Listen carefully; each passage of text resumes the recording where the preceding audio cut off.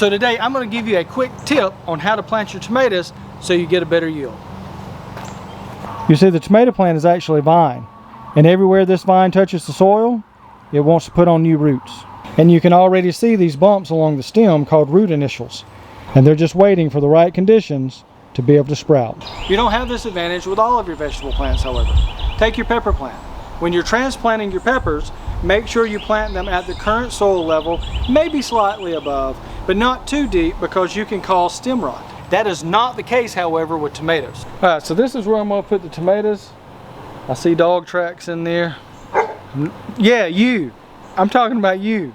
Did you put these tracks in my garden bed? What you doing in that flower pot? Oh, you're going to get in trouble. Now, before we put this tomato plant in the ground, we're going to prepare it. We do that by clipping these lower branches all the way up to this last fork. That's all that I'm going to have left on this plant. Why? Because this entire stem is going in the ground. But some of you are saying, Cody, my tomato plants already have blossoms on them. I want to plant them as they are so I can get tomatoes sooner. That is a no-no.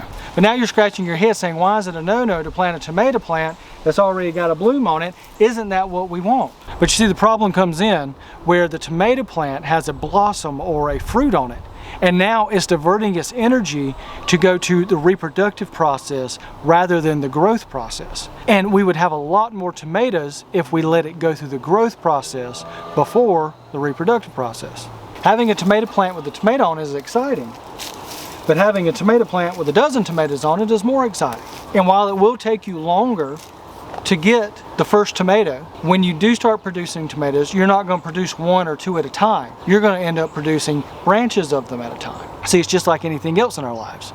If we have a good root system, it will start to bring in more nutrients, more energy, and we can use that energy for more growth, more productivity. But if you stunt the growth of the root system right off by letting it have one or two blossoms that it's babying, it won't have that expansive root system. And so you might have green growth that makes you excited, but in the long run, you're not going to have what you could have had if you had just taken away what was zapping your energy.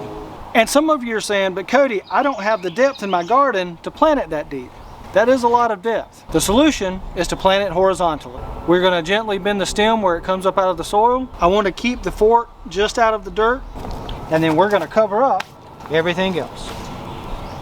So now, instead of just getting root development from the root ball at the base of the plant, this entire stem is going to turn into a root system, giving you exponential growth and a lot more production.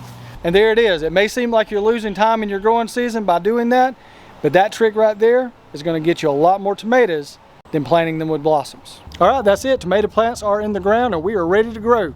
If you found this helpful, make sure you like, subscribe, do all the stuff you see at the bottom of the screen. Check out our affiliate links in the description below. And if you are so inclined, check out our Buy Me a Coffee link there as well. Support us in doing what we're doing. Then, after all that, check out this video right here to see what we're doing next on the homestead. Thank you guys for watching. We'll see you next time.